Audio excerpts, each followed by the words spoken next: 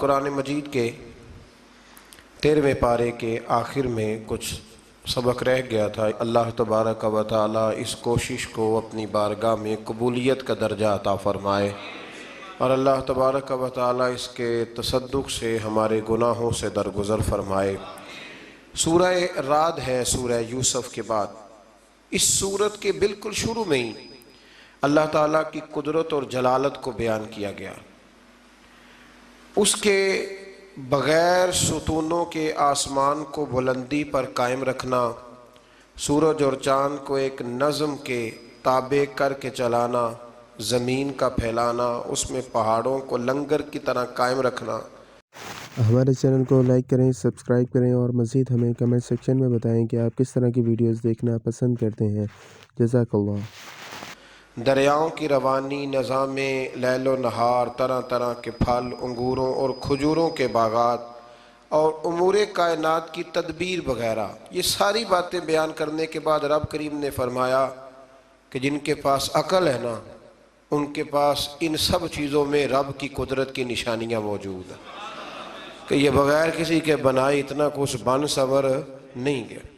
آیت نمبر 8 میں فرمایا کہ اللہ تعالیٰ ہر مادہ کے حمل کو اور رحم کے حالات کو بھی جانتا ہے، اور اس کے نزدیک ہر چیز کا ایک اندازہ ہے۔ آیت نمبر 9 اور 10 میں فرمایا کہ اللہ تعالیٰ ہر پوشیدہ کو اور ہر ظاہر چیز کو اور آہستہ سرگوشیوں کو اور بلند آواز کو سب کو جانتا ہے۔ اور آیت نمبر 11 میں قوموں کی سربلندی کا راز بتایا کہ حالات تب بدلتے ہیں جب لوگ خود بدلتے ہیں۔ وہ آیت میں نے تلاوت کی، فرمایا ان اللہ لا یغیر ما بقوم حتی یغیر ما بانفسہم، فرمایا اللہ تعالیٰ نہیں بدلتا کسی قوم کی اچھی یا بری حالت کو جب تک وہ لوگ اپنے آپ میں خود تبدیلی پیدا نہیں کرتے۔ پکی بات، یہ باندھ لیں، ہم نہ انتظار کر رہے ہیں نصیب کا، لیکن ہم کوئی کوشش نہیں کر رہے۔ رب فرماتے کوشش کرنا تو تیرے ذمہ ہے نا، تو بتانا تو نے بھی تو کوئی تبدیلی کی کوشش کی کہ نہیں کی؟ تو کوشش کریں گے۔ خدا نے آج تک اس قوم کی حالت نہیں بدلی، نہ ہو جس کو خیال خود آپ اپنی حالت کے بدلنے کا، تو محنت کریں گے تو اللہ تعالیٰ اس کا پھل ضرور عطا فرمائے گا۔ پھر اللہ تبارک و تعالیٰ نے آیت نمبر 13 میں رات کا ذکر فرمایا۔ اجسام فلکی یا بادلوں کی رگڑ سے جو آواز پیدا ہوتی ہے اس کو رات کہا جاتا ہے، اور ایک حدیث کی روح سے رات اس فرشتے کا بھی نام ہے جو بادلوں کو چلانے پر مامور ہے، اس کا نام بھی رات۔ چنانچہ فرمایا یہ معین فرشتہ اس کی حمد کے ساتھ تسبیح کرتا ہے، اور باقی فرشتے بھی اس کے خوف سے حمد و تسبیح کرتے ہیں۔ آیت نمبر 14 میں فرمایا کہ پکارنے کے لائق صرف اللہ کی ذات ہے،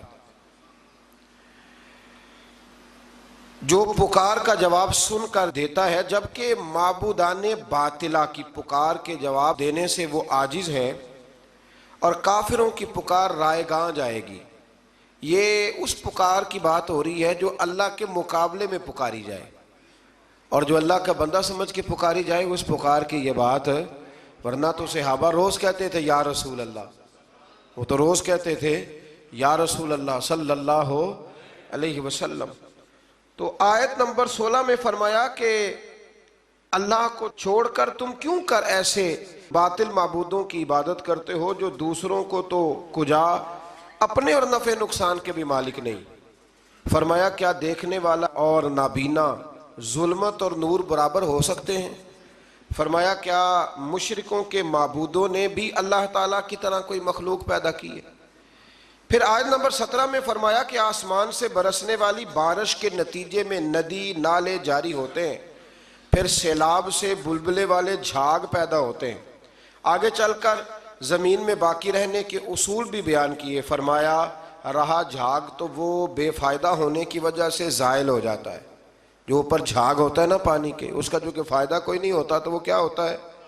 ضائع ہو جاتا ہے نا۔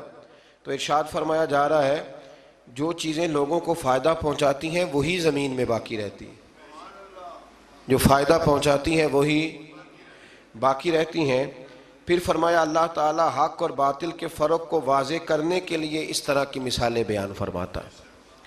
آیت نمبر 18 میں اللہ تعالیٰ کا حکم ماننے والوں کے لیے بھلائی ہی بھلائی اور نافرمانوں سے کسی قسم کے فدیے کے قبول نہ کرنے کا بیان ہے۔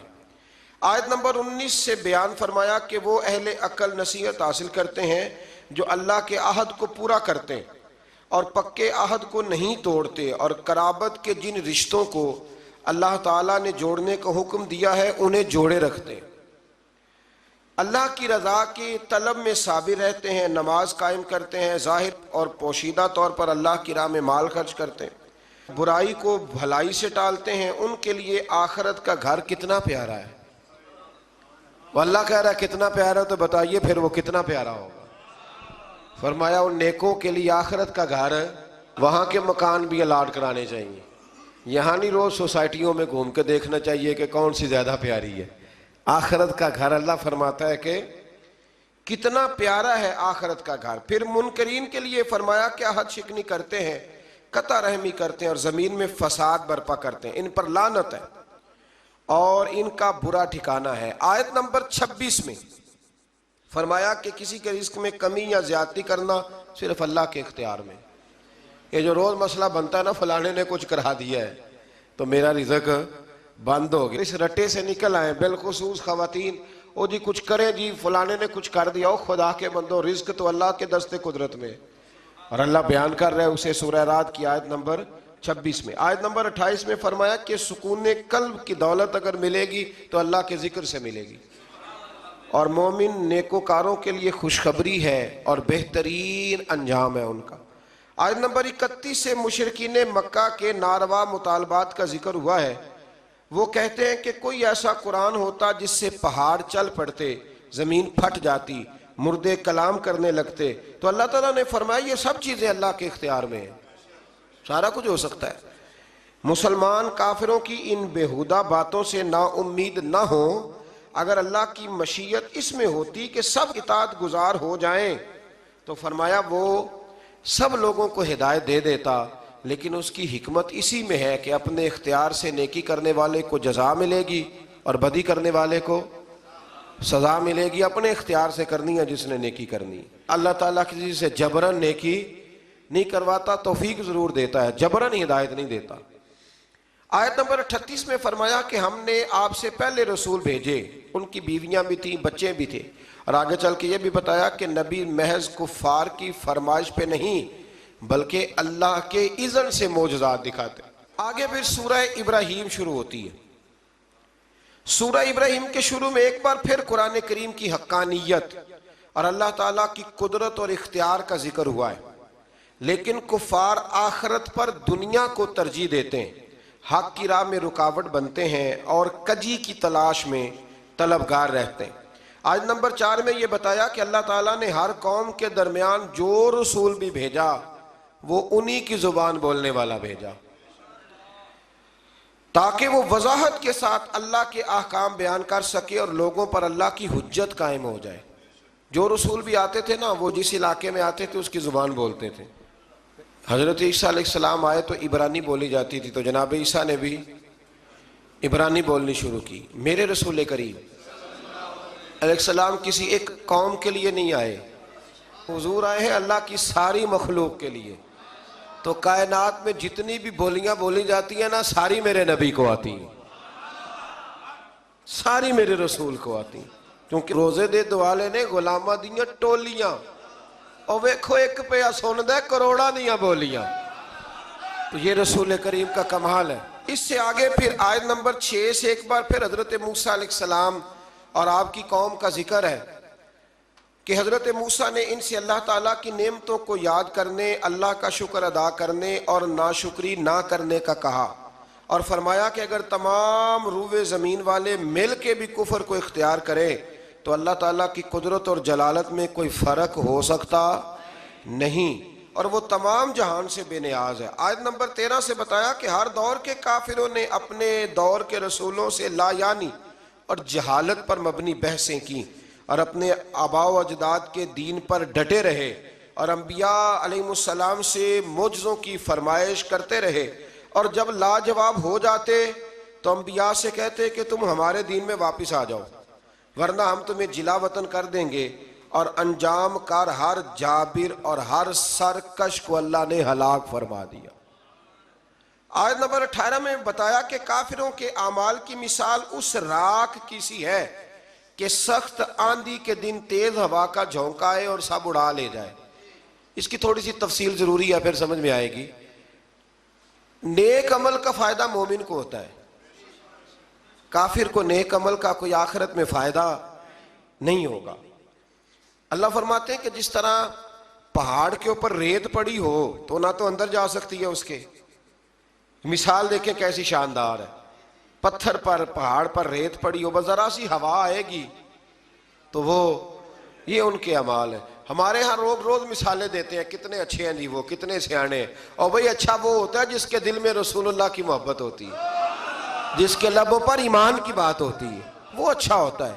یہ کیا بات ہوئی، کفر اندر رکھ کے کو جتنے مرضی اچھے اعمال کرے، اس کا کوئی عمل اسے فائدہ نہیں دے گا۔ آیت نمبر 21 سے بتایا کہ سب کفار آخرت میں اللہ تعالیٰ کی عدالت میں پیش ہوں گے، ان کے کمزور اپنے بڑوں سے کہیں گے، کمزور اپنے بڑوں سے کہیں گے۔ ایک جملہ چلو کہہ دیتا ہوں، کمی چودھریوں سے کہیں گے، اور جن کو چودھری کمی سمجھتے ہیں نا، وہ پھر اپنے بڑوں سے، وہ جو سردار زبردستی زیادتیاں کرتے ہیں نا، ان سے پھر وہ کہیں گے۔ کیا کہیں گے؟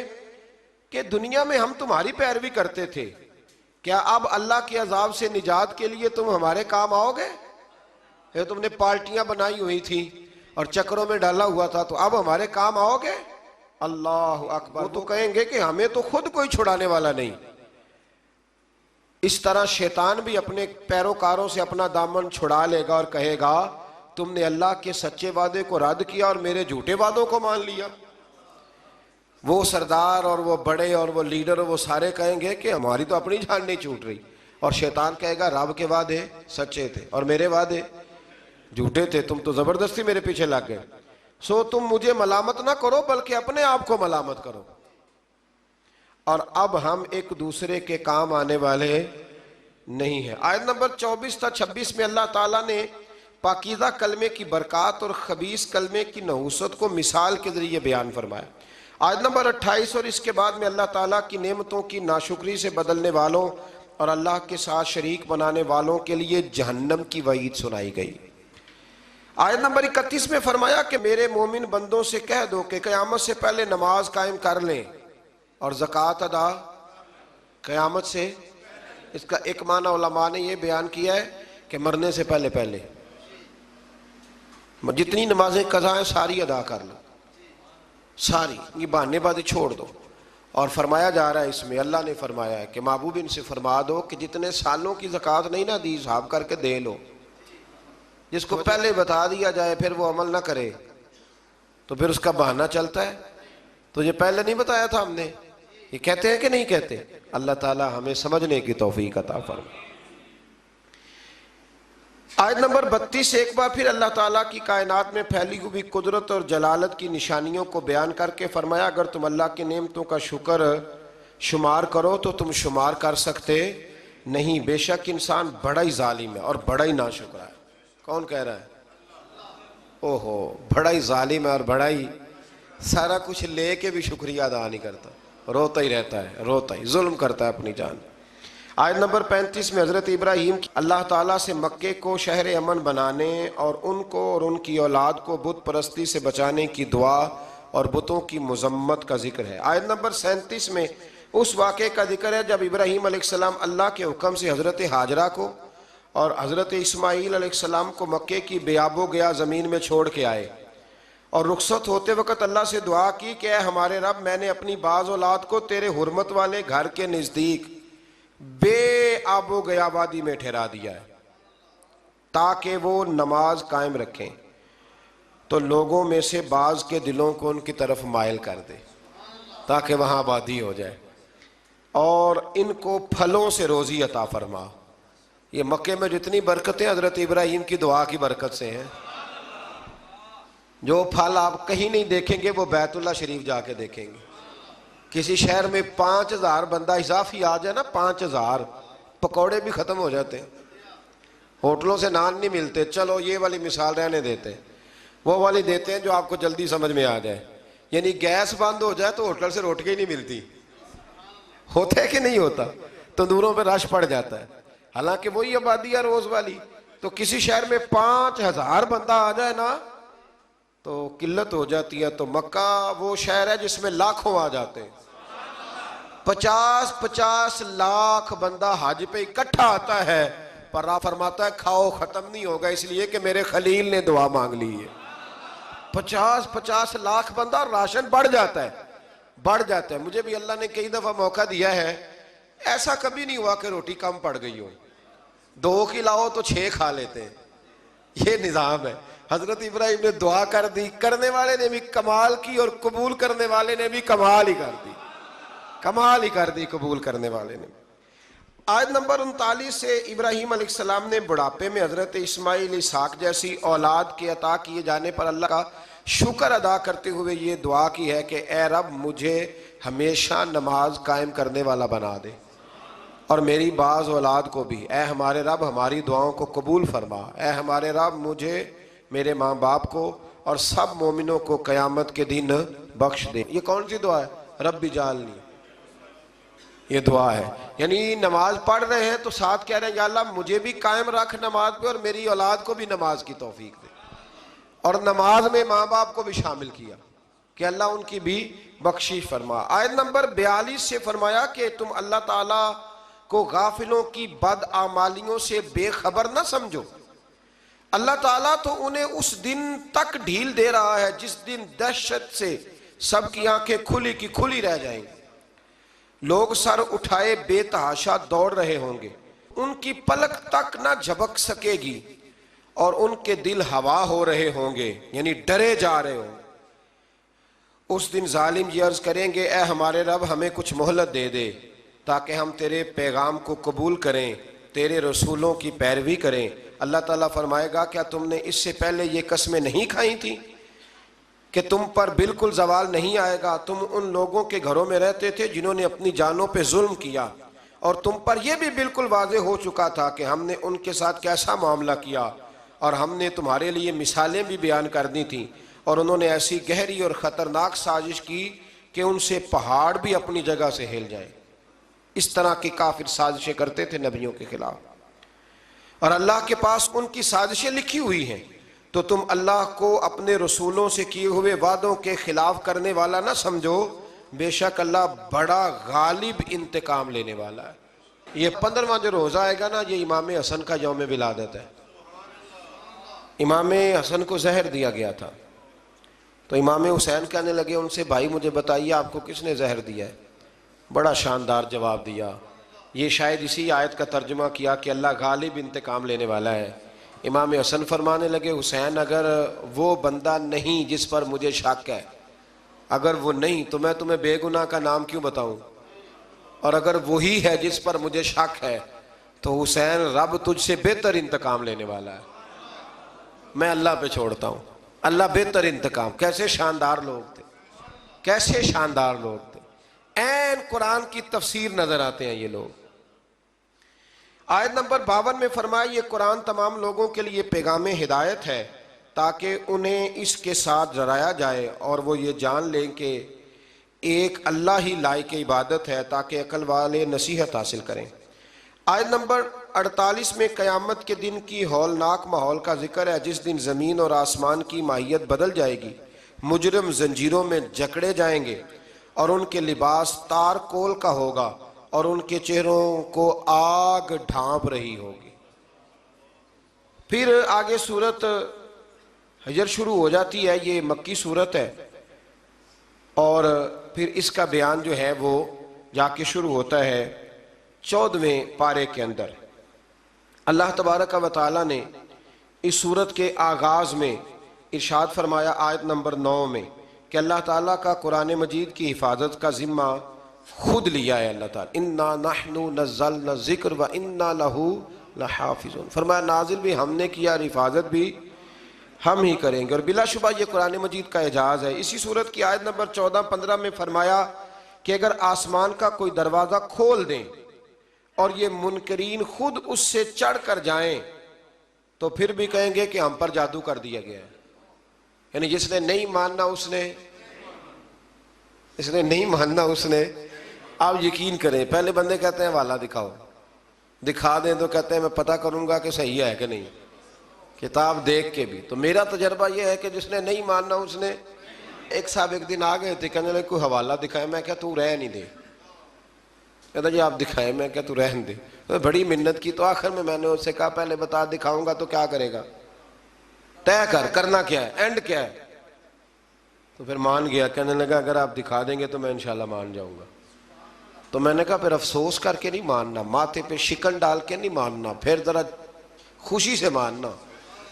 تو سارے وعدے کر کے نا پھر میں نے اسے حوالہ دکھایا، لیکن اللہ نے توفیق دی تو واقعی مان گیا، بات مان گئی۔ یہ بھی توفیق ہوتی ہے، ورنہ زیادہ بندے بات کو مانتے نہیں ہیں۔ آیت نمبر 17 میں بتایا کہ شیطان فرشتوں کی باتیں سننے کے لیے آسمانوں پہ جاتے ہیں تو ان پر آگ کے کوڑے برسائے جاتے ہیں، یعنی ان کا داخلہ عالم بالا میں بند ہے، پر وہ جانے سے باز آتے ہیں، یعنی شیطان باز نہیں آتا، اللہ کے بندے کئی تبلیغ چھوڑ دیتے ہیں، ان کا داخلہ بند ہے پر پھر بھی وہ باز نہیں آتا۔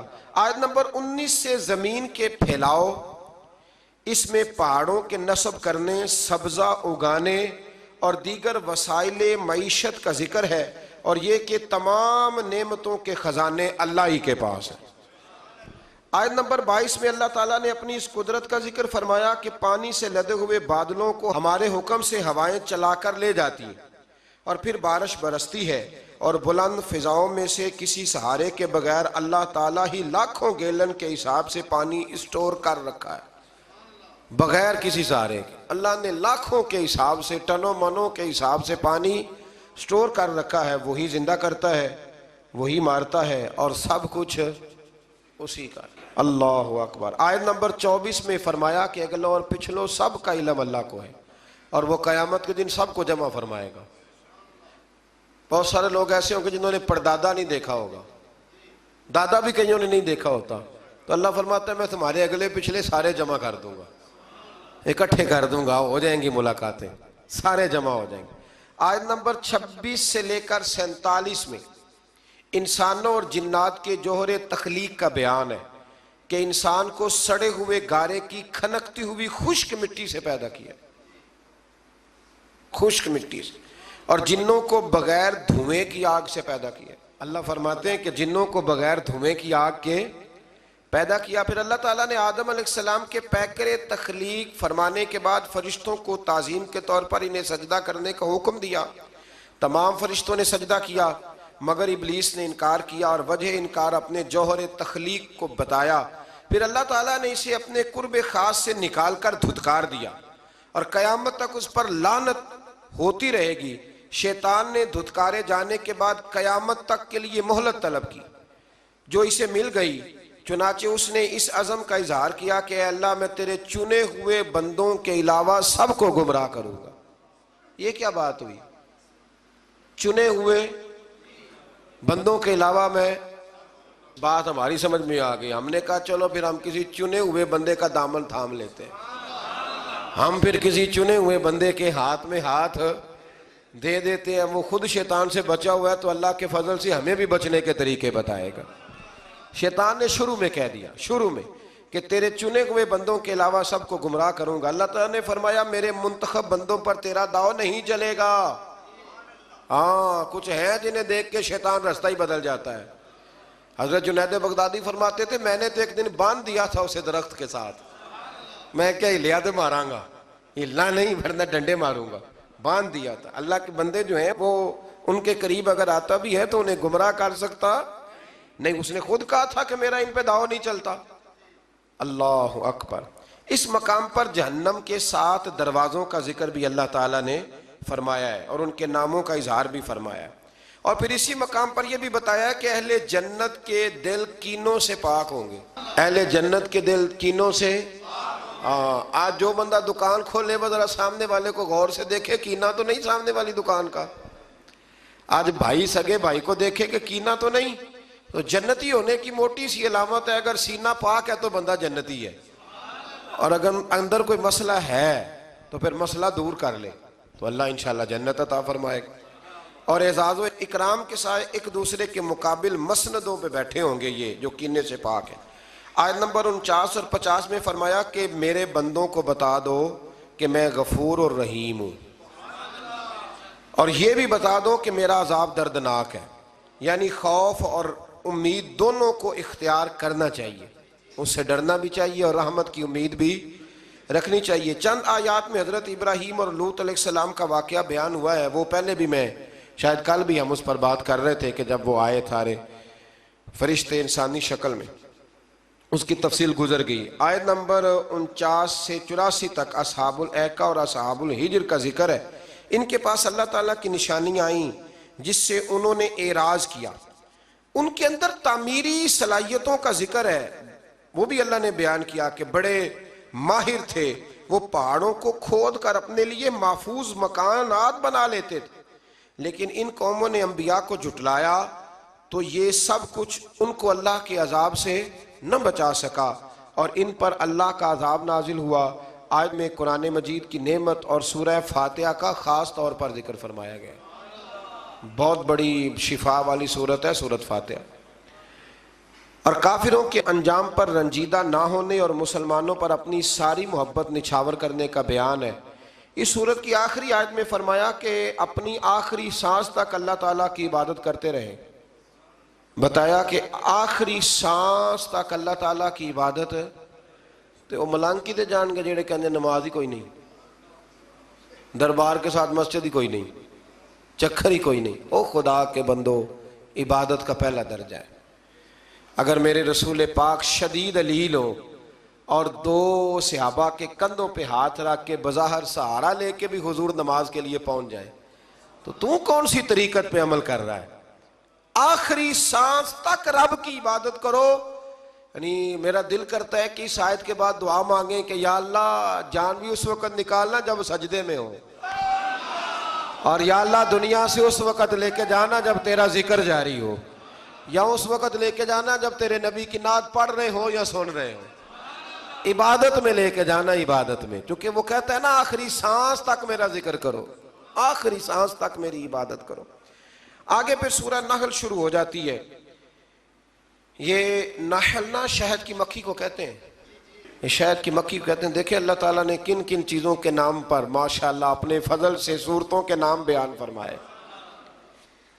اس سورت کے اکثر مضامین میں اللہ تعالیٰ کی توحید اور استحقاق عبادت میں منفرد ہونے اور اس پر بے شمار دلائل کا ذکر فرمایا گیا۔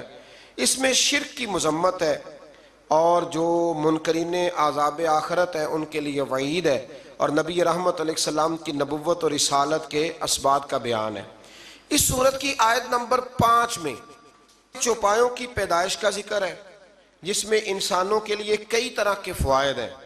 یہ انسانوں کے لیے راحت کا سبب ہے، ان میں بعض جانوروں کو کھایا جاتا ہے اور بعض میں دیگر فوائد ہیں، جیسے بھیڑوں کی اون سے گرم لباس حاصل کیا جاتا ہے، کچھ بار برداری کے کام آتے ہیں، کچھ سواری کے کام آتے ہیں جیسے گھوڑے، خچر اور گدھے وغیرہ۔ آیت نمبر 9 میں جبری ہدایت کی نفی ہے اور فرمایا کہ اللہ تعالیٰ نے سیدھے رستے کے بیان کو اپنے ذمہ کرم پہ لیا ہے اور گمراہی اور ہدایت کو قبول کرنا انسان کے اختیار میں دے دیا ہے۔ اللہ فرماتا ہے میں تمہیں راستے بنا کے دے رہا ہوں، اب تم نے خود فیصلہ کرنا ہے کہ تم نے ہدایت کے راستے پہ چلنا ہے کہ گمراہی کے راستے پہ۔ آیت نمبر 11 سے زمین سے پیدا ہونے والے پھلوں اور نعمتوں کا ذکر ہے، اور یہ کہ شمس و قمر اور ستارے اسی کے حکم کے تابع۔ انسان سمندر پر سواری کر کے تلاش رزق کے لیے سفر بھی کرتا ہے اور مچھلیوں کا شکار کر کے تازہ گوشت کھاتا ہے۔ سمندروں ہی سے مختلف قسم کے زیورات میں استعمال ہونے والی چیزیں نکلتی ہیں۔ اس کے بعد زمین میں پہاڑوں کے گاڑنے، نہروں اور منزل پانے کے لیے راستوں، نشان منزل اور ستاروں کا ذکر فرمایا۔ ان تمام نعمتوں کا تفصیل کے ساتھ ذکر کرنے کے بعد فرمایا اگر تم اللہ کی نعمتوں کو گننا چاہو، شمار کرنا چاہو تو تم گن کوئی نہیں سکتے، تم اللہ کی نعمتوں کو گن سکتے؟ اللہ اکبر۔ آیت نمبر 20 سے مشرکوں کے باطل معبودوں کی بے بسی اور بے کسی کا ذکر ہے کہ وہ خود مخلوق ہیں، وہ بے جان ہیں، نعمت حیات سے محروم ہیں، انہیں خود اپنے انجام کا کچھ پتہ نہیں، جبکہ مسلمانوں کا معبود اللہ وحدہ لا شریک ہے اور ظاہر اور باطن کو جاننے والا ہے۔ آیت نمبر 25 میں بتایا کہ جو لوگ گمراہوں کے رہنما ہیں ان کے بھی رہنما ہوتے ہیں، بالکل ہوتے ہیں۔ فرمایا جو لوگ گمراہوں کے رہنما ہے وہ اپنے گناہوں کا بوجھ بھی اٹھائیں گے، اور جن کو انہوں نے گمراہ کیا ہے ان کا وبال بھی انہی پہ پڑے گا۔ بڑی احتیاط سے مرشد بننا چاہیے۔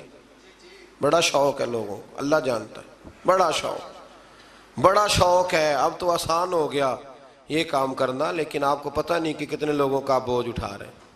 آپ کو کتنا پھونک کے چلنا ہے، رہنما بننا، مقتدا بننا، یہ شہادت گاہ الفت میں قدم رکھنا ہے۔ لوگ آسان سمجھتے ہیں مسلمان ہونا، یہ بڑا مشکل سا کام ہے، سوچ سمجھ کے۔ اب تو اللہ خیر کرے، وہ خلافت بھی اس طرح بٹتی ہے جس طرح ریوڑیاں بٹتی ہیں، اور اس کو کچھ پتہ ہے کہ نہیں پتہ ہے، بس ٹھیک ہے وہ، اور کچھ نہیں تو لائنیں تو سیدھی لگا ہی لیتا ہے نا۔ میرے پاس ایک سنگی آیا کرتے تھے، اپنے پیر صاحب کی بڑی کرامتیں سناتے، بڑی۔ اب آپ کو پتہ ہے تھوڑا سا بندہ انکار کر دے تو بے ادب بھی ہو جاتا ہے، تو سننا پڑتا ہے جیسے بھی ہو، ورنہ آپ کو لوگ بد اخلاق کہیں گے۔ وہ بڑی کرامتیں سناتا ہے، تو ایک دن سویرے سویرے آ گیا، کہنے لگا بھائی جان نے طلاق دے دیا بیوی کو، تو مسئلہ پوچھنا تھا۔ تو میں کہا پیر صاحب نے پوچھا، وہ میں کہ روز جنہیں دی گل کرنا ہے انہوں نے پوچھنا جا کے مسئلہ۔ ایسا تو نہیں تھا نا کہ صحابہ فیض حضور سے لیتے تھے اور مسئلے کسی اور سے پوچھتے تھے، یہ تو نہیں تھا نا۔ میں پیران نے پوچھ کہندا انہوں نے تو نہیں نہ ہوندا، انہاں مینوں آکھیا کسی عالم نال گل کر۔ میں کہا کمال گل ہے نا، مسئلہ عالم دسے تے پیری مریدی جہل کرے، یہ عجیب فضول بات ہے نا۔ بھئی مسئلہ دس بتانا بھی تو رسول اللہ کا دین ہے نا، یہ اصل دین تو یہ ہے نا نبی پاک کا دین، بتانا اور عمل کرنا۔ اسی طرح ایک صاحب سے میں نے کہا کہ اپنے ہمارے پیر صاحب کے کوئی فکری باتیں، مرشد تو ہوتا ہے کہ ہر موضوع پر وہ ہماری رہنمائی کرے، یعنی کوئی سبق ایسا رہے نا کہ جو اس نے سنایا نہ ہو، پڑھایا نہ ہو۔ تو کہنے لگے ہمارے حضرت صاحب تقریر نہیں کرتے، وہاں تو کوئی اور جمعہ پڑھاتا ہے۔ تو میں کہا انہوں آج 4 کتابیں لے کہتے پڑھے، ہاں کوئی دین کی بات اس سے باہر ہے، آپ کی مہربانی باہر ہے۔ میدان علم میں جب یہ لوگ جاتے ہیں نا جی، پھر انہیں کوئی جواب نہیں آتا۔ وہ تو لال رومال والا ہے نا، وہ دیکھ لیتا ہے جاہل پیر کون سا ہے، اس کو جا کے سوال پوچھتا ہے، پھر وہ ویڈیو بنا کے تو ظلم کرتا ہے، وہاں سے فرقہ واریت پھیلاتا ہے۔ اب ہم کیا کریں، ہمارے کھاتے میں لوگ ہی ایسے پڑ گئے۔ وہ کچھ عرصہ پہلے نا ایک بابا پکڑا گیا، تو پتہ نہیں کچھو کما پیر تھا کہ کیا تھا، ہے تھا نا کوئی کچھوا پیر کے کیا ہے تھا نا جی ایسا۔ تو مجھے ایک صاحب نے نا اس نے ویڈیو بھیجی، کہنے لگا جی یہ پیر پکڑا گیا۔ میں کہ ساڈا نہیں ہے، تسی رکھ لو۔ ایسا ہے پاگل دا کی کرنا ہے، میں کہ تسی رکھ لو نا، چونکہ ہمارے کسی بندے نے نہ اپنے پیج پہ لگایا نہ اس کو، تو غیر ہی اس کو پروموٹ کر رہے تھے سارے۔ تو میں کہ تسی رکھ لو، ایسا ہے دا کی کرنا ہے۔ ہمارے کسی جلسے میں کبھی دیکھا ہے آپ نے ایسا پیر؟ ہم سنی علماء جتنے بھی الحمدللہ کام کرنے والے، وہ ایسے جالوں کو دعوت، تو ایسے ہی آپ ہمارے کھاتے میں ڈال رہے ہیں۔ تو اس لیے مہربانی کریں، مقتدا اور رہنما وہ بندہ ہوگا جس کے پاس کوئی چیز ہوگی۔ اللہ تبارک و تعالی ہمیں سمجھنے کی توفیق عطا فرمائے۔ تو آیت نمبر 25 میں بتایا کہ جو لوگ گمراہوں کے رہنما ہیں وہ اپنے گناہوں کا بوجھ بھی اٹھائیں گے، اور جن کو انہوں نے گمراہ کیا ان کا وبال بھی انہی پہ پڑے گا۔ اہل تقوی اور اہل ایمان کو عطا کی جانے والی نعمتوں کا ذکر کر کے فرمایا کہ ان کی وفات کے وقت فرشتے ان کی پاکیزہ روحوں کا استقبال کریں گے اور ان پر سلام بھی بھیجیں گے۔ آیت نمبر 35 سے ہر دور کے کفار اور مشرکین کا ایک عذر لنگ بیان کیا گیا کہ اگر اللہ چاہتا تو ہم اور ہمارے باپ دادا اس کے سوا کسی کی عبادت نہ کرتے، اور نہ ہی اس کے حکم کے بغیر کسی چیز کو حرام قرار دیتے۔ ہم تو پہلے بتا چکے ہیں کہ اللہ کی مشیت اور ہے اور اللہ کی رضا اور ہے۔ ایک استاد اگر نالائق شاگرد کو فیل کرتا ہے تو یہ اس کی خواہش نہیں یا رضا نہیں ہوتی، بلکہ قانون کا تقاضا ہے۔ اگر وہ صحیح پرچہ نہیں دے گا تو پھر اسے فیل کیا جائے گا، اور مشیت الہی کا قانون بھی اسی طرح سے ہے۔ آیت نمبر 36 سے فرمایا کہ ہم نے آپ سے پہلے امتوں میں رسول بھیجے، انہوں نے توحید کی دعوت دی اور طاغوت سے روکا۔ جس کے نصیب میں ہدایت تھی وہ ہدایت پا گئے، اور جو بدبخت تھے وہ گمراہی کا شکار ہوئے۔ اور آپ خود ان کے ہدایت یافتہ ہونے پر کتنے حریص ہیں۔ اللہ جسے گمراہ کر دیتا ہے اسے ہدایت نہیں دیتا۔ کفار کی قسمیں کھا کر وقوع قیامت کا انکار پر بتایا کہ قیامت ضرور آئے گی۔ یہ جتنی مرضی قسمیں کھائیں پر قیامت ضرور آئے گی۔ آیت نمبر 40 میں اللہ تعالیٰ نے اپنی قدرت کی جلالت کا اس طرح بیان کیا کہ ہم جب کسی چیز کا ارادہ کرتے ہیں تو ہمارے کن سے تو فیکون، اللہ کن فرماتا ہے تو وہ کام ہو جاتا ہے، وہ چیزیں وجود میں آ جاتی ہیں۔ آیت نمبر 41 میں مہاجرین کے لیے دنیا میں بہترین ٹھکانے اور آخرت میں بڑے اجر کا بیان فرمایا۔ پھر آیت نمبر 43 سے اللہ تعالیٰ نے نبی کریم صلی اللہ علیہ وسلم سے فرمایا کہ آپ سے پہلے بھی ہم نے مردوں کو رسول بنایا تھا جن کی طرف ہم وحی کرتے تھے، اور حقانیت کے واضح دلائل اور کتابیں بھی بھیجیں۔ اے رسول صلی اللہ علیہ وسلم، ہم نے آپ کی طرف بھی قرآن نازل کیا تاکہ آپ لوگوں کو ہمارے وہ احکامات وضاحت کے ساتھ بتا دیں جو ان کی طرف اتارے گئے۔ قرآن نے یہ بھی فرمایا کہ جو کچھ نہیں جانتے جو تم، وہ اہل علم سے پوچھ لیا کرو۔ لوگوں جس بات کا پتہ نہ ہو وہ کس سے پوچھو؟ جسے پتہ ہے۔ آیت نمبر 45 سے فرمایا کہ اسلام اور داعی اسلام کے خلاف سازشیں کرنے والے کفار کو اللہ کے عذاب سے بے پرواہ نہیں ہونا چاہیے جو ان کے پاس کسی بھی صورت میں آ سکتا ہے۔ آیت نمبر 48 سے فرمایا کہ اللہ تعالیٰ نے اس امر کو بیان فرمایا کہ کائنات کی ہر چیز اللہ کی بارگاہ میں مصروف عبادت ہے، ہر چیز عبادت کر رہی ہے، یہاں تک کہ چیزوں کا سایہ جو دائیں اور بائیں جھکتا ہے وہ بھی اللہ کو سجدہ کر رہا ہے۔ یہ تو ہماری خوش قسمتی ہے کہ وہ چاہتا ہے ہم اس کی عبادت کریں، ورنہ اسے کسی کی عبادت کی کوئی ضرورت ہے۔ آیت نمبر 51 سے اللہ تعالیٰ کی وحدانیت، ہر چیز میں اس کی مملکت ہونے، ہر نعمت اس کی طرف سے ہونے اور اللہ کی اطاعت لازمی ہونے کا بیان ہے، اور مشرکین کا مصیبت کے وقت اللہ تعالیٰ کی جڑاب میں گڑ گڑانے اور مصیبت دفع ہونے کی صورت میں دوبارہ شرک کرنے کا بیان ہے۔ آیت نمبر 56 میں کفار کا اللہ کے دیے ہوئے مال سے بتوں کے لیے حصے مقرر کرنے کی مذمت ہے۔ آیت نمبر 57 سے بتایا کہ مشرک اللہ کی طرف بیٹیوں کی نسبت کرتے ہیں، حالانکہ اللہ تعالیٰ ان سب چیزوں سے پاک ہے۔ آیت نمبر 60 میں گناہوں پر اللہ تعالیٰ کے جلد پکڑ نہ کرنے کی حکمت کو بیان کرتے ہوئے فرمایا کہ اللہ لوگوں کو فوراً پکڑتا تو زمین میں کوئی جاندار باقی نہ رہتا، فوراً گناہ پہ پکڑ لیتا، اور فرمایا بلکہ اللہ تعالیٰ آگے اور پیچھے نہ ہونے والی مقررہ میعاد تک مہلت دیتا ہے۔ آیت نمبر 64 میں فرمایا اور ہم نے آپ پر یہ کتاب صرف اس لیے نازل کی ہے تاکہ آپ اس چیز کو صاف صاف بیان کر دیں جس میں یہ اختلاف کرتے ہیں، اور یہ کتاب مومنوں کے لیے ہدایت بھی ہے اور رحمت بھی ہے۔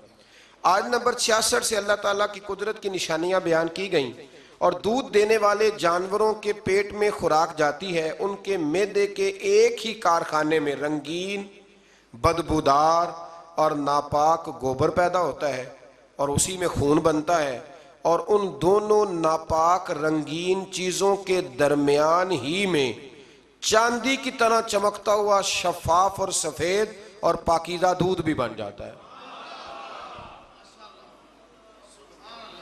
ایک ہی چیز وہ کھا رہے ہیں، تو رب فرماتا ہے میں نے ان کے معدے میں ایسا کارخانہ لگایا ہے کہ کئی چیزیں اس سے پیدا ہو رہی ہیں۔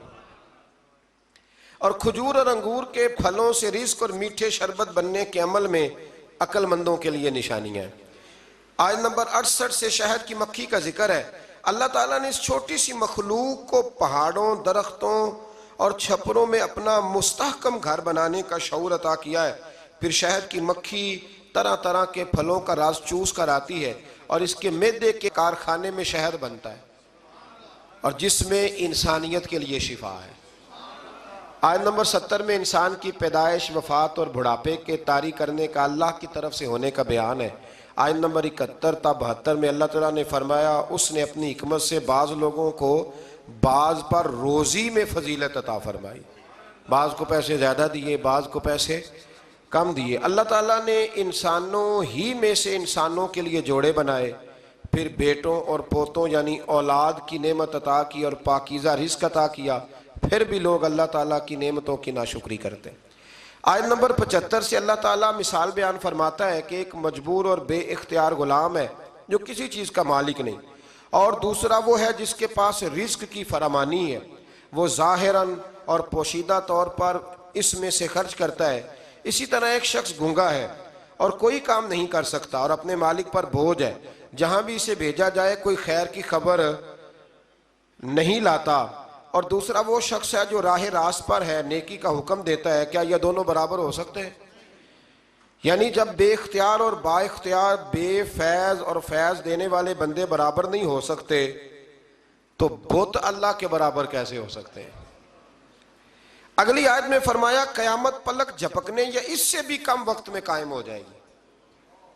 یہ نہیں کہ سال پہلے مہینہ پہلے پتہ چلے گا، پلک جھپکنے یا اس سے بھی پہلے قیامت قائم ہو جائے گی۔ اور اگلی آیت میں فرمایا اللہ تعالیٰ نے تمہیں سننے، دیکھنے اور سمجھنے کی صلاحیتیں عطا کی ہیں تاکہ تم اللہ کے شکر گزار بندے بنو۔ آیت نمبر 79 میں فرمایا جو پرندے فضاؤں میں اڑتے ہیں انہیں اللہ ہی تو ہے جو بغیر کسی سہارے کے فضا میں قرار عطا کرتا ہے۔ جہاز کے پاس کوئی سہارا ہوتا ہے؟ اڑتا ہے کہ نہیں اڑتا؟ بس پھر یاد آنا چاہیے کہ رب بڑی قدرتوں والا ہے، بڑی قدرتوں والا ہے۔ آیت نمبر 80 میں آرام دہ گھروں، جانوروں کی کھالوں، مویشیوں کی اون، پشم اور بالوں سے حاصل ہونے والے فوائد کا ذکر ہے۔ چیزوں کے سایہ کرنے، پہاڑوں میں پناہ گاہوں، گرمی اور جنگ سے بچانے والے لباس جیسی نعمتوں کا ذکر ہے، یعنی یہ سب چیزیں اللہ تعالیٰ کی قدرت کا شاہکار۔ آیت نمبر 86 سے فرمایا کہ مشرکین جن معبودوں کو پوجتے ہیں کل بروز قیامت وہ ان سے بیزاری کا اظہار کریں گے اور ان کو جھوٹا ثابت کر کے اللہ کی بارگاہ میں عاجزی پیش کریں گے۔ ان کو دوہرا یعنی اپنے کفر کا اور دوسروں کو حق سے روکنے کا عذاب ملے گا۔ پھر آیت نمبر 99 میں اللہ تعالیٰ نے فرمایا قیامت کے دن ہم ہر امت کے خلاف انہی میں سے ایک گواہ یعنی اس دور کے نبی اور رسول کو پیش کریں گے، اور اے رسول کریم علیہ السلام ہم ان سب پر آپ کو گواہ بنا کے پیش کریں گے۔ یعنی ہر نبی اللہ کی عدالت میں گواہی دے گا کہ اس نے دعوت حق کا فریضہ سر انجام دیا تھا، اور رسول رحمت صلی اللہ علیہ وسلم سب نبیوں کی گواہیوں کی تصدیق فرمائیں گے۔ آیت نمبر 90 میں قرآن مجید کی آیات جامع الاحکام میں سے ایک آیت جسے تقریباً ہر خطبے میں پڑھا جاتا ہے، ان اللہ یأمر بالعدل والاحسان، یعنی اللہ تعالیٰ عدل، احسان اور قرابت داروں کو دینے کا حکم دیتا ہے، بے حیائی، برائی اور سرکشی سے روکتا ہے، تم اس کی نصیحت کو قبول کرو۔ آیت نمبر 91 میں وعدے کی پاسداری کا حکم دیا، قسمیں کھا کر توڑنے سے منع فرمایا، دنیاوی فائدے کے لیے دھوکہ دہی کے لیے قسمیں کھانے کو معیوب قرار دیا، اور فرمایا کہ ان لوگوں کی مثال اس عورت جیسی ہے جو سوت کاٹتی ہے پھر اسے ٹکڑے ٹکڑے کر دیتی ہے، یعنی محنت کر کے ضائع کر دیتی ہے۔ اسی طرح یہ جو لوگ وعدہ خلافی کرتے ہیں، ظلم کرتے ہیں، یہ بھی کچھ وقار بنا کے پھر اپنا وقار ضائع کر دیتے ہیں۔ اگلی آیات میں فرمایا کہ دنیا کے حقیر اور ناپائیدار فائدے کے لیے اللہ کے وعدے کو نہ توڑو، دائمی اور ابدی نعمتیں صرف اللہ کے پاس ہیں۔ اللہ تعالیٰ نے وعدہ فرمایا ہے کہ ہر مومن مرد اور عورت جو نیک کام کریں گے تو ہم انہیں پاکیزہ زندگی عطا کریں گے اور ان کو بہترین جزا دیں گے۔ آیت نمبر 98 میں یہ تعلیم دی گئی کہ قرآن مجید کی تلاوت شروع کرنے سے پہلے اعوذ باللہ من الشیطان الرجیم پڑھنا چاہیے، اور یہ کہ شیطان کا زور مومنوں پر نہیں، صرف اپنے دوستوں پر اور مشرکوں پہ چلتا ہے، پکے مومنوں پہ تو اس کا زور چلتا ہی نہیں۔ آیت نمبر 101 میں ایک آیت کی جگہ دوسری آیت لانے کے خلاف کفار کی ہرزہ سرائی کا ذکر ہے، فرمایا اللہ خوب جانتا ہے کہ وہ جو نازل کرتا ہے۔ بعض آیات قرآن مجید میں ناسخ اور منسوخ ہے۔ ابھی آپ کے ذہن میں کچھ شک نہ رہ جائے، تھوڑی سی وضاحت کر دیتا ہوں کہ کچھ وقت کے لیے بعض حکم آئے تھے، جیسے شروع میں حکم آیا تھا کہ ہم نے کسی کے ساتھ لڑنا نہیں، لکم دینکم ولی دین، تمہارا اپنا دین اور ہمارا۔ پھر جب قوت آ گئی بدر کے اندر تو پھر فرمایا حرد المومنین علی القتال، بابو مومنوں کو تیار کریں کہ وہ ان کے ساتھ قتال کریں۔ تو اب کافر اعتراض کرتے تھے پہلے حکم اور تھا تو بعد میں اور تھا، تو یہ حکم ایک ہی ہے، بس اللہ اپنی حکمت کے ساتھ اسے بیان فرماتا ہے۔ آیت نمبر 103 میں بتایا کہ جب نبی امی کی زبان سے اعلیٰ درجے کی فصاحت اور بلاغت کے حامل قرآن کا معجزہ کفار کے سامنے پیش ہوا اور وہ اس کے بار بار چیلنج کا جواب نہ دے سکے تو یہ کہنے لگے کہ ان کو کوئی بشر یہ کلام سکھاتا ہے، اور ان کی دلیل کی کمزوری کا اندازہ اس سے ہو سکتا ہے کہ قرآن فصیح و بلیغ عربی میں ہے اور جس شخص کی طرف انہوں نے سکھانے کی نسبت کی وہ اجمی ہے۔ کہنے لگے کوئی دور سے آ کے سکھاتا ہے، تو فرمایا قرآن عربی اور سکھانے والا، تو یہ تمہاری بات ہی بڑی بیوقوفوں والی۔ آیت نمبر 106 میں ایک حکم بیان ہوا ہے کہ اگر کوئی مسلمان کفار کے نرغے میں آ جائے، ان کے ہاں قید ہو جائے اور کافر اسے قتل کرنے کی دھمکی دے کر کلمہ کفر کہنے پر مجبور کریں، اگرچہ عظیمت تو یہ ہے کہ جان چلی جائے مگر کلمہ کفر زبان پر نہ آئے، مگر پھر بھی کم ہمت لوگوں کو یہ اجازت دی گئی ہے کہ اگر دل میں ایمان پر قائم ہیں تو جان بچانے کے لیے کفر کہنے سے انسان ایمان سے محروم نہیں ہوتا۔ یعنی دونوں باتیں بیان کر دیں کہ ڈٹ جاؤ گے تو درجہ بڑا ہے، لیکن اگر جان بچانے کے کلمہ کفر کہہ دو گے تو اللہ سزا نہیں دے گا۔ آیت نمبر 112 میں اللہ تعالیٰ ایک بستی کی مثال بیان فرماتا ہے کہ وہ بستی بے خوف و خطر تھی، ہر طرف سے اطمینان تھا، ہر جگہ سے بستی والوں کے لیے کشادہ روزی آتی تھی، پھر انہوں نے اللہ تعالیٰ کی نعمتوں کی ناشکری شروع کر دی تو اللہ تعالیٰ نے ان کی بدعمالیوں کے سبب ان کو بھوک اور خوف کے لباس کا مزہ چکھایا، یعنی ان پر بھوک اور خوف کو ایک عذاب کی صورت میں مسلط فرمایا۔ بہت سارے لوگوں کو اللہ مال دیتا ہے تو شکر کرنے کی بجائے غلط کاموں میں لگ جاتا ہے، پھر ان پر عذاب آتا ہے۔ آیت نمبر 114 میں اللہ تعالیٰ کے دیے ہوئے حلال اور طیب رزق سے کھانے اور اس کا شکر ادا کرنے کا حکم فرمایا۔ آیت نمبر 115 میں اللہ تعالیٰ نے 4 قطعی حرام چیزوں کا ذکر کرنے کے بعد فرمایا اگر کوئی حالت مجبوری میں ہو اور جان بچانے کے لیے کوئی حلال چیز میسر نہ ہو تو محض جان بچانے کی حد تک ان کا استعمال کر سکتا ہے۔ آیت نمبر 116 میں خود ساختہ حلال اور حرام کے قوانین مقرر کرنے کی مذمت ہے۔ آیت نمبر 119 میں ایک بار پھر اس رعایت کا بیان ہوا ہے کہ اگر بندہ نادانی میں گناہ کر بیٹھے اور احساس ہونے پر سچے دل سے توبہ کر کے نیکی پر کار بند ہو جائے تو اللہ اس کے گناہوں کو معاف فرما دے گا۔ آیت نمبر 120 سے حضرت ابراہیم علیہ السلام کی صفات کریمہ کا بیان ہے کہ وہ اپنی ذات میں ایک امت تھے، توحید پر قائم اور شرک سے دور تھے، اللہ کی نعمتوں کے شکر گزار تھے، اللہ نے انہیں صراط مستقیم کی ہدایت سے نوازا تھا، انہیں دنیا میں بھی اچھائی عطا فرمائی اور آخرت میں بھی وہ نیکوں کاروں میں ہوں گے۔ آیت نمبر 123 میں رسول اللہ صلی اللہ علیہ وسلم کو ملت ابراہیمی کی پیروی کو حکم دیا گیا، اور آیت نمبر 125 میں دعوت دین کے اسلوب کو بیان کیا گیا کہ اپنے رب کی راہ کی طرف حکمت اور اچھی نصیحت کے ساتھ بلاؤ، اور اگر بحث کی نوبت آئے تو اچھے طریقے سے حجت قائم کرو اور مشکلات میں صبر اور تحمل کا مظاہرہ کرو۔ صبر کی توفیق اللہ تعالیٰ کی طرف سے ملتی ہے اور اس کا بدلہ بھی اللہ ہی دیتا ہے۔ اور آخر میں یعنی اس پارے کے آخر میں فرمایا کہ اللہ تقوی اختیار کرنے والوں اور نیک کام کرنے والوں کے ساتھ ہے۔ آخر دعوانا الحمدللہ رب العالمین۔